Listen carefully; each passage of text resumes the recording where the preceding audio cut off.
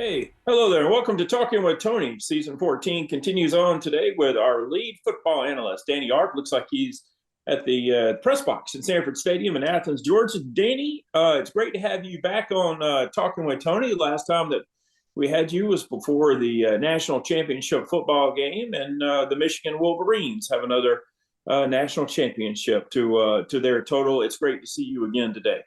Yeah, good to be here. Good to see you, Jake. Good to see you. I don't know, man. Two things. One, if I was at the press box at Sanford Stadium, right, that might be the best seat I've ever had there. And then, secondly, I don't know about Michigan with that win, man.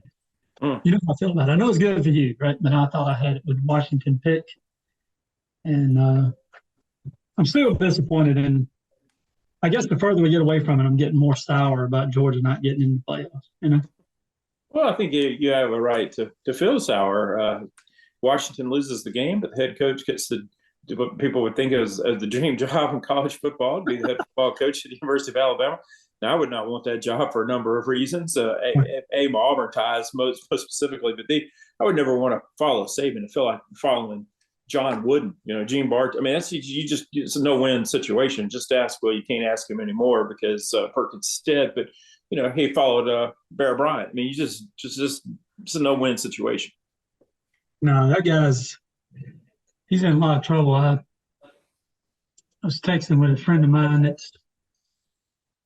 he's like, oh, be careful, because he was saying who's going to get it, and he named off all the people they were asking, Dabo, Kiffin, and there was a couple of other ones they had. There was one other big name they were trying to interview.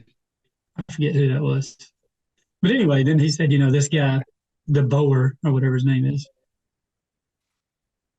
I said, that's who I hope they get, I said, it's going to be a disaster for him. And then he said, well, that's who it is. And a couple of days later, he said, don't be careful what you wish for. I was like, man, wait and see what's about to happen. And sure enough, the people are just bailing out of that place, man. They are, but if he can correct some of that, if he will hire assistant coaches with ties to and he's done a little bit of that, ties to the SEC, ties to high schools in Georgia and Alabama and Florida, and that's something that Brian Harsin, when he was hired at Auburn, he didn't do enough of. And then the recruiting suffered, because this is great high school football in Georgia, Florida, and Alabama, especially in Georgia and Florida. I've been in that press box many times at Sanford Stadium. It is a good view. I've enjoyed it being supposed to be mutual in there, but it seems like more times than not, I hear people cheering for the Dogs when I am in there. But that's a great spot. I have to congratulate you, Danny, because you're having just a tremendous season of picking Talking with Tony. I have you 15 games over 500, but you seem to win every single week, and that's very commendable. There's no more 0-4s or 1-6 weeks for you. You're providing 4-1 weeks, 7-0 weeks, 3-1 weeks, and stuff. That's awesome. Oh yeah, I mean, I'll be honest with you, it's been a good run with these last year. Last week, not my best week, but still scratched out decent, And I mean, nobody would have seen that happen with the Cowboys, No, I just took the Green Bay Packers because all of you guys were on the Dallas Cowboys, yeah. and I'm a Cowboys fan, so I figured, like, at least if they lost the game, which they still could have won and not covered, but if they would have lost the game, at least I would have been correct on that. And as a Cowboys fan, I'm devastated again that come that night before the Super Bowl, when I used to be so excited when the Cowboys were playing, first as a kid in those Landry days, and then later on, those Jimmy Johnson days. Once again, I'm not going to have that feeling. I'm not going to have that feeling, the 2 weeks in between the NFC Championship game and the Super Bowl.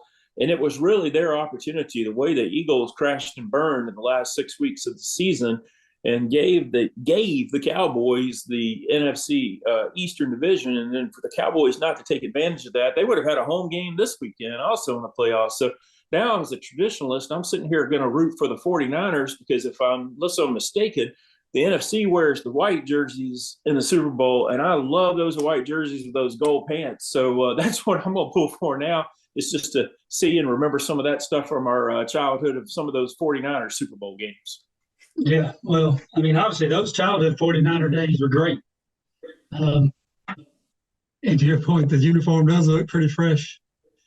How much longer are they going to go and continue to do this in Dallas, though, man? I mean, I don't know. And you're talking about a team, Danny, that's one of the more popular teams in the NFL, and to have had the success that Jones had with Jimmy Johnson right off the bat, and I say that right off the bat, man, it took a few years. I remember one of those one of the last Landry years being 1-15, and I believe Jimmy Johnson was or 3-13, something that we had a year 1-15 though, or we only beat Washington and then a year they were 7-9 and almost backed into the playoffs actually with a 7-9 record, and just needed a Rams victory over the Saints on Monday night. But it's awfully frustrating with the talent that they have, with the money that they spend, and with the offense that they had this year, and then the pass rush that they had defensively for basically a rookie quarterback to go in, a guy that just hasn't played that much and been, made him look like a Super Bowl MVP out there. Yeah. Well, again, I think it's sort of like you said, it's Cowboys are, almost America's team too, it's sort of like the Braves, and the fact that they blew it with that is just crazy, man. I mean, I don't know. When's the last time they won the Super Bowl? It was like 90 something, right? Yeah, they won the back-to-back years against Buffalo, and then they missed out on a year, and then they came back and they beat Pittsburgh out in Arizona. And a lot of remember, the interception returns there against Pittsburgh. Neil O'Donnell, I believe, was the quarterback for the Steelers, and Larry Brown was the guy making the interceptions for the Cowboys. They had that one Super Bowl that was out in Pasadena that they just killed Buffalo about 52-17 or something like that. And then the next year was in Atlanta, and the Bills actually led at halftime, and James Washington had a fumble recovery in for a touchdown and really turned the tables on that game, and the Cowboys won comfortable. Don't quote me on this. It's 30-13 is coming to my mind, or something really similar to that. But it's way too long. It's like waiting for the Yankees to win another World Series title. It's just like, is it going to happen again? I don't know, man. I don't think it is. I don't know. It's like you picture in your head, there's no way that Dallas won't win another Super Bowl. And I guess they eventually will, maybe. But I don't see them doing it in the near future. Now, I hate to talk about Prescott, but I mean, it's just every single time when the pressure's on, he just doesn't get it done, man. And the turnovers will do it every time, and he becomes a turnover machine when it matters. And it's just crazy, man. I don't know. I had editor on the phone and was talking with my wife. Tara is 48-16, and I just left the game at 48-16 and just focused on a couple of corrections that I needed to make in the book that will be out March 26th. And I can't remember giving up on a Cowboy playoff game in the past. And sure, they scored the final 16 points after our turn, but it didn't matter at that time for all intent and purposes. The game was gone. I have to ask you, how do you feel about Bill Belichick? It's not only Saban that exited, but it was Pete Carroll and Bill Belichick. I mean, a lot of people are saying they lost their use. I certainly don't feel the same way about the Patriots without a Tom Brady and without a Bill Belichick. I don't have the level of respect. Still respect Kraft, but still don't. It's not the same without some of these other guys that have left over the years. I got to ask you, about Belichick to the Falcons. Would that be something that you would welcome? Hey, I don't watch Falcons much anymore. I mean, I gave up on them. I'll watch a little bit of it. But I mean, especially after this year. But I think it'd be better than what they've had. I would like to see what he could do with it. I mean, that would be a nice, it'd be a fun thing to watch, to see what he could do with it. One, you get to watch all the Falcons fans get crazy, the real diehards. But I would like to see what he could do. I mean, that would really show you this guy, and I know he is as good a coach as we think he is and as he's demonstrated. But you'd have to see if he could do it in Atlanta. That would be, and I think he may be thinking that, right? If he could go down there, put together some decent seasons, I mean, that would cement it right there. I mean, he's already, locked in. Yeah. But that would be amazing to watch. Yeah. I completely agree. We'll get into predicting these divisional playoff games now. I am 58-37 on the season, 21 games above 500. I'm only going to pick one pick, and that's my Super Bowl champion. They're the favorites. I'm not alone in this. San Francisco 49ers. They may not cover the spread this weekend against the Packers that we mentioned a little while ago, but they're favored by 9.5. There's another one that I came really, really close to pulling the lever on, but I couldn't quite do it. But give me the 49ers. And, I'm always challenging Jake to do something. Jake, find those, they're playing at home, but find me those good looking away jerseys with because I just love them. And I believe I'm right about the NFC wearing away jerseys this time around in the Super Bowl. I'll give out 2 soccer picks this weekend, too. I'm 58-37 in football and 6-1 in soccer. I would take the Arsenal over Crystal Palace. Arsenal have to win by 2 goals. So that's the Gunners. They're going to have to win by 2 goals or more against Crystal Palace.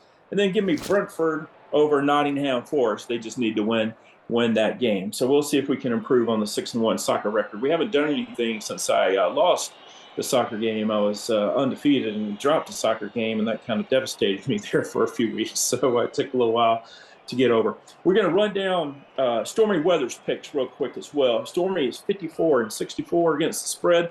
He's looking for a big weekend to get back on the right track. He likes the Houston Texans +9. He thinks that C.J. Stroud can keep the game close. I hope he's right there. He's opposite of me, the Green Bay Packers +9.5, and I can totally see that happening. The Tampa Bay Buccaneers +6.5. He was really impressed with them on Monday night. They demolished the Philadelphia Eagles. And his 5-star is the Buffalo Bills -2.5. And I will say, if Buffalo is going to beat Kansas City this weekend, I hope they win the AFC Championship, because it would be fun to see Bills Mafia in Las Vegas. I mean, tearing up the town. That would be great. 49ers, people have rabid fans too. So 49ers and Bills. Chris Berman from ESPN Glory used to always pick, and I think he still does, the 49ers and the Bills to play each other in the Super Bowl every single year. He's been doing it since the early 90s. So it would be kind of cool to see that come to fruition, unless the Houston Texans are in a spot. I'm such a C.J. Stroud fan. I certainly will be pulling for him and have nothing but respect for him, how he always speaks about his relationship with Christ and leading others to God's kingdom. So let's go there with you, Danny, first. We'll get to the other members of the panel's picks a little bit later, but the Texans have the first game on Saturday afternoon at Baltimore against the favorites in the AFC, the Baltimore Ravens, favored by 9. My understanding is what do you say? It's an elf, but we're not at Christmas time anymore, has released to me that this could be a 5-star pick of yours right off the bat as well. Yeah. I'll start off by saying that, I love the Ravens. I like Monken. Lamar Jackson has really thrived under that guy, right? And we knew he could. But that's a big point spread. And I think that C.J. Stroud is just, I told you, he won me over. And I have watched a lot of his because he's just so much fun to watch. Doesn't throw a lot of interceptions. It's gonna be the one game I'm looking forward to watching. You asked about Belichick. I'd love to see Monken come to Atlanta, but anyway, I got to go with old Stormy on this one, man. I'm going Texans +9. Texans +9, but probably not willing to say you think they'll win the game. I mean, that Ravens team is very talented. I don't think they'll win the game. I mean, that would be something else if they did, but I don't think they'll win. But, it is my 5-star pick of the week. If you're taking the points to get them and run. I mean, they could be losing 31-16 and score a touchdown against the prevent defense, and then there's your back door cover right there. Yeah, they could be losing. They could be losing, 17-10, and the Ravens Jack can hit the big long run too. It makes you cry all day. But anyway, let's go to San Francisco now, where the 49ers have home field advantage, also just like the Ravens do throughout the playoffs. They are favored by 9.5. That's a lot of points for us to lay with the 49ers, but I just believe in this 49ers team. I think they're balanced offensively and defensively. Purdy getting injured last year was just devastating to them. They couldn't do anything against the Eagles. They couldn't, throw the ball at all. They tried different things, put McCaffrey back there, and it tried a number of things, but they just couldn't work because couldn't get the ball down the field. But I see a guy like Kittle. I mean, I just think that they've got weapons, and I think their defense is. It may not be quite as good as we felt like it was going to be, but I think it'll be plenty good enough to get them to the Super Bowl, and they need 2 wins for that at home. I just think they're going to be too hard of a team to beat at home, and I do believe they'll get past the number because I think we saw everything the Packers can do this past weekend. It's going to be hard for them to duplicate that 2 weeks in a row. Yeah, I think you sort of stole a little bit of my thunder there. No, not intentionally. It's just Packers are been on a great run. I mean, you got to say that they have closed the season out well, but I think they threw everything they had at it last week. And I don't see them scoring anywhere near that much against San Francisco. And to your point, I think the offense is just going to be too much as the game goes on. I don't think the 9.5 is too big a number at all. I'm going 49ers minus 9.5. Probably more of a my personal is going to be about a 17-point win here. Okay, I could see that. Detroit, boy, that victory last week in the playoffs meant a lot to them, and then they got the gift of Green Bay beating Dallas, giving them another home playoff game this weekend. They're favored by 6.5 points over Tampa Bay, who plays great defense. I'm not sure if I want to hook my star to Baker Mayfield's wagon there, though, but I really want this for the folks in Detroit, and I feel like this is me talking, and people would like to see I'm sure a Detroit Green Bay. That's a old rivalry NFC Championship game, but I want to see a Detroit San Francisco game out in San Francisco NFC Championship game. Will I see that, Danny? Will Detroit take care of Tampa Bay? Yeah, I think Detroit's going to take care of Tampa Bay. I don't think you put. I will say Mayfield has played better than I thought he would. He's impressed me, to be honest with you, taking over. And it's really a miracle that they got there. I mean, they limped out of that conference. It's just ridiculous, to be honest with you. And what about the game against the Rams where they get touchdowns, I believe, on their first 3 possessions and then no more, and their defense does a good enough job holding the Rams to field goals in the second half, or are the Rams still that game? Yeah. I mean, I love that game too. I mean, I had picked the lines, and once I knew I wasn't going to get that one, I was all for Stafford coming back and beating me. But I think that now that they've made it past it, which that's all you got to do, right? Win in advance. They got the 1-point win, and now I think they're about to knock the socks off of Tampa Bay. So I'm going Lions minus 6.5. Okay. Before we get to the Chiefs and the Bills, which is the game that I believe most people are looking forward to, it has the lowest point spread. And I think, it's Mahomes, it's Josh Allen. There's a lot there, and we're gonna discuss that. I'd like to get to Brian. Brian's 51-58. He's going with the Houston Texans plus 9. He agrees with Danny and Stormy. He's got the San Francisco 49ers minus 9.5. Remember, he lives out in San Francisco, but he says the 49ers 5-star. So his 5-star, Brian's 5-star is the San Francisco 49ers minus 9.5. He likes the Tampa Bay Buccaneers plus 6.5. And in that game that I teased just a little while ago, he likes the Buffalo Bills against the Kansas City Chiefs minus 2.5. Kevin White is coming off his one of his best weeks and has pushed him over 500. He's 30-28, and he's just as he gets over 500, he's extending. So I'm going to look for him to go at least 3-1, and maybe we'll be talking about him being 33-29 next week. He's opposite of Danny and the rest of the guys. He's got the Baltimore Ravens minus 9.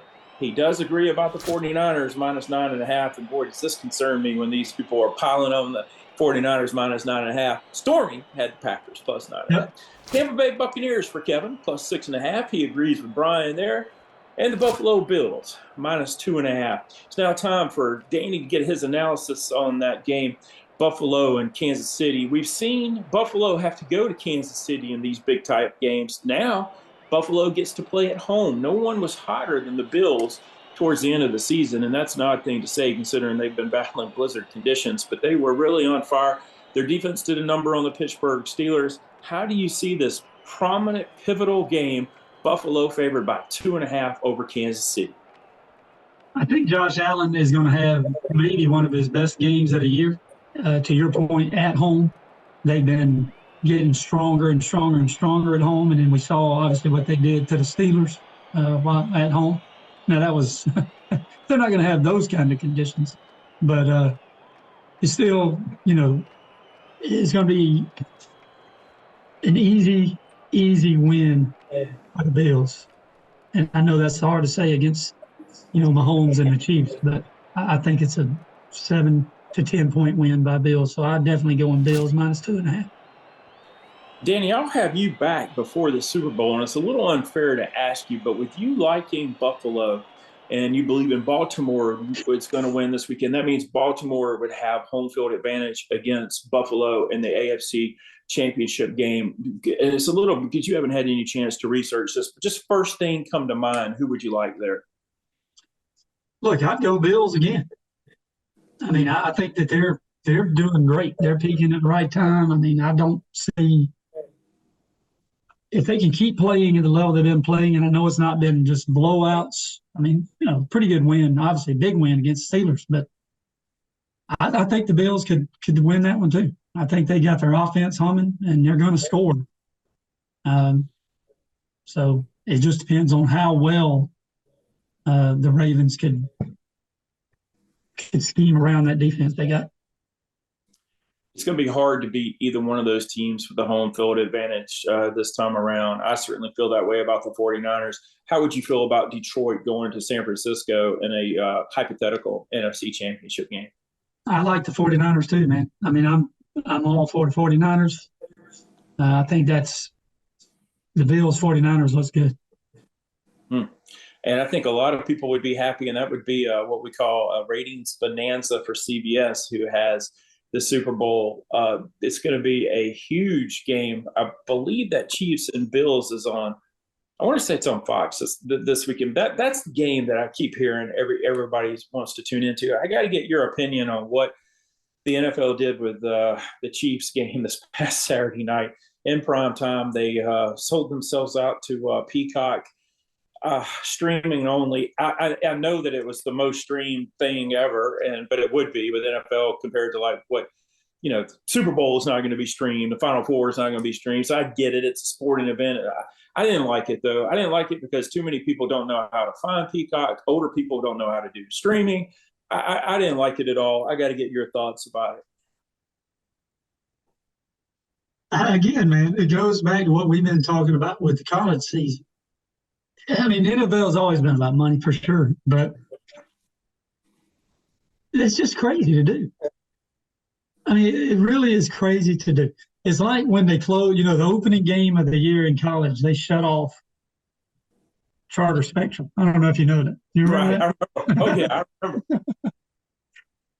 I mean, how could you do that, man?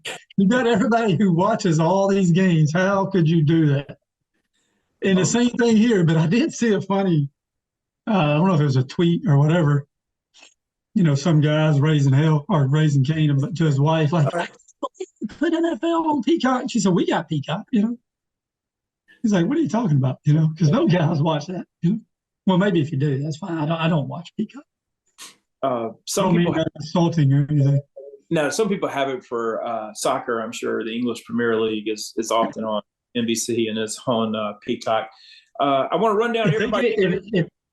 Go ahead. If they gave it to me for free, and I know you make your soccer picks, right? But if they gave it to me for free to watch soccer, and even if they paid me, I probably wouldn't watch it. Well, soccer and I right now are not really agreeing because I did take a few weeks off because the only loss that I had, they play these extra minutes, extra time after 90 minutes of a soccer game. They'll put up whatever they want to put up, and they can blow it dead whenever they want to. I had under 2.5 goals. It was 1-0 after 90 minutes of play. They played like 8 extra minutes of what they call stoppage time. There's 2 goals scored during the 8 minutes, which makes my play a loser, or I'd be sitting here undefeated. So that's why I've also been mad. I've been mad about that loss, too, and hadn't picked anything in 3 weeks. I don't know, man. I never watched it. Never played. I went to in high school when the kids were in high school. One of his boyfriend was a soccer player. He's good. I, And, we call it at our house, Danny, maximum effort for minimal results. That's what we call it, because it's a lot of work out there for kids and pros to play. Jake did a beautiful thing at the end of last week's episode. He ran all the results down at the end of the show. If he would like to do that, he can. Again, I'll run down Brian's again real quick. He's 51-58 against the spread this season. He's got the Texans +9. His 5 stars, the San Francisco 49ers -9.5. He goes for the Tampa Bay Buccaneers +6.5. And he likes the Buffalo Bills -2.5. Stormy is 54-64 against the spread. He likes the Houston Texans +9. He likes the Green Bay Packers +9.5. He likes the Tampa Bay Buccaneers +6.5. All underdogs. His one favorite, the 5-star Buffalo Bills -2.5. Kevin White, 30-28 against the spread. Baltimore Ravens -9. He's with us with the San Francisco 49ers -9.5. He's got the Tampa Bay Buccaneers +6.5 and the Buffalo Bills -2.5. I am 58-37. I'm going to go with the San Francisco 49ers -9.5. That's on Saturday night. And I'm giving away 2 soccer plays. 6-1 with soccer, with a couple of ties. But we're just talking about wins and losses here. Need the Arsenal to win by 2 goals or more against Crystal Palace on Saturday, and Brentford to defeat Nottingham Forest. Danny is 15 games over, and you heard 5 stars right off the bat. The game that he's most eagerly looking forward to seeing is the Houston Texans +9 against the Ravens. Does believe the Ravens will win, but he likes the Texans and the points. The 49ers, he agrees with me, -9.5. He'll go with the Detroit Lions -6.5 and the Buffalo Bills -2.5. And it's very interesting. All of the panel took the Bills in that game. I believe Danny's probably citing home field advantage and the Bills being a little more consistent over the last 5 or 6 weeks. yeah, I think so, man. I think everybody's on it. And it shows you with the line's close. They're trying to get everybody to guess and take a pick. You know how they do it out there on the west desert area. But it's just, I just don't see it. You know, I mean, you could see Green Bay doing what they did with Cowboys, right? Because they were hot. Mm-hmm. But I just don't see the Chiefs being able to go in there and knock them off. I mean, it's just, it is odd that we've all picked them. I mean, it's going to be feast or famine for this crew. I do believe, though, if Buffalo wins, and then you're right, if you're right about them beating the Ravens, I like to visualize the jerseys in the Super Bowl. If I'm right about the AFC would wear blue, that would be the Bills in their blue versus the 49ers in that white and gold. I do like that mix and match better than the Chiefs in their red or whatever that is that they wear, and 49ers white, which I think was the case when they played about 4 years ago in the Super Bowl. So I hope you're, from that standpoint, I hope you're right. I think those Bills jerseys look better than the Ravens jerseys as well. Oh yeah, I think that would be fantastic. I don't want to see the Chiefs anymore either, man. I mean, I'll be honest with you. I've had it with that whole scene. Yeah, I get it. I mean, they at times people with the media want to make Mahomes the GOAT. Well, Brady is the GOAT, and Mahomes had that opportunity to beat him when they played, and they didn't do it. I'm not taking away what Mahomes has done, right? I mean, the guy's he's great. But the sidearm throws and all that stuff, I mean, I was watching that stuff, and like you saw Stanford do it this weekend. Did you see that pass Stanford threw? I mean, that's better than anything Mahomes has done. I saw him do it at Georgia a million times. But I will say Mahomes is a good guy, but I'm done with it, man. I don't want to see that crap. And I do need to remind all the viewers, if you're on the road traveling and all, you can catch us on Spotify as well. So not only on YouTube, which we appreciate, Danny being here today. Jake's done a great job at getting us registered on Spotify as well. My cell phone is blowing up right now, but I will tell you, we've got about 4 minutes to go. And usually when my cell phone is blowing up, there's something sports related that somebody wants to share with me. I've come to the conclusion, though, that too many people have my number, and that it just absolutely does drive me nuts. And I was with Jake on Monday, had a great time with Jake. We're talking when we say Jake Barton, our producer in Noonan, Georgia. And I was telling him about this joke that I was hearing about this boardroom company, and they were sitting around with all, the board members. They were trying to plan out, their 2024. One of them said to the other one, says like, I know we'll have a great 2024 if we ever figure out what day it is, because it was kind of one of those like holiday times for us. Christmas was on an unusual time and New Year's was on an unusual time. And I remember waking up a couple of times going like, what day is today? Is today Wednesday? Is today Thursday? So felt like for some reason I felt like sharing that on Talking with Tony, but enjoyed our time with Jake. With you, Danny, you worked so much in your business. You finally got like a 3-day weekend for the first time in weeks and months, and it must have been nice. It was fantastic, man. I mean, you had those holidays that we got off extra day, and then this first year that our company is recognized and celebrated, not recognized, obviously recognized, but have celebrated being off for MLK Day. And that was good. I think it's a good decision by the company to do that. And then having that extra day was fantastic. This time of year, I try to go to the movies about 3 times a week because I have to see everything that's potentially nominated for Best Picture in the Academy Awards and all the acting awards as well. I will tell you that I've seen most of everything that is going to be nominated already. I want you to get out and see Ferrari. I'm not an Adam Driver fan at all, but I thought he was fantastic in Ferrari. And he actually, to me, looked better playing an older Italian than he has in the Star Wars days. So check out Ferrari. It's a good movie. I'll tell you this, the people who drive Ferraris now have it a lot better than the people who were driving them in 1957 as they were test driving them.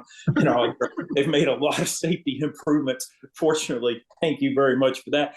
I still want you people to get out and see The Holdovers. Paul Giamatti, he's going to be hard to beat when it comes to that Best Actor Academy Award. He'll be right there with Bradley and from Maestro, who is fabulous, and he'll be hard to beat for director. Although you got to look at Oppenheimer's people there. Oppenheimer is a movie that we talked about here several months ago.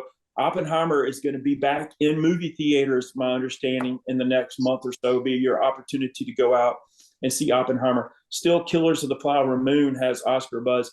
And Lily Gladstone has been, and she is deservedly so, has been awarded here in the what we call early award season, some of the minor awards that have been given out. And I also saw The Iron Claw, and The Iron Claw supposedly will be nominated for Best Picture. Danny, I was never a big wrestling fan. I really didn't remember these guys from the late 70s and early 80s. This was a tragic family story where there were 5 sons, and only one of them lived past the age of 33. Were you a WWE type wrestling fan?